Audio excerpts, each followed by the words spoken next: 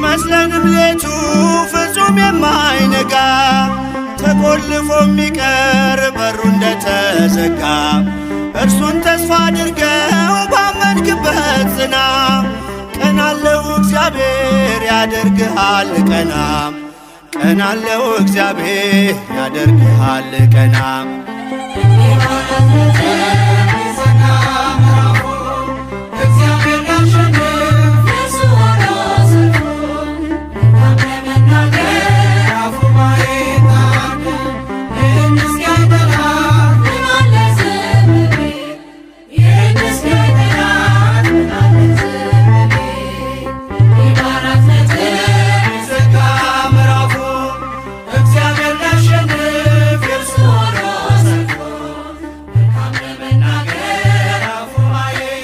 ሁል ጊዜ በእግዚአብሔር እንከብራለን።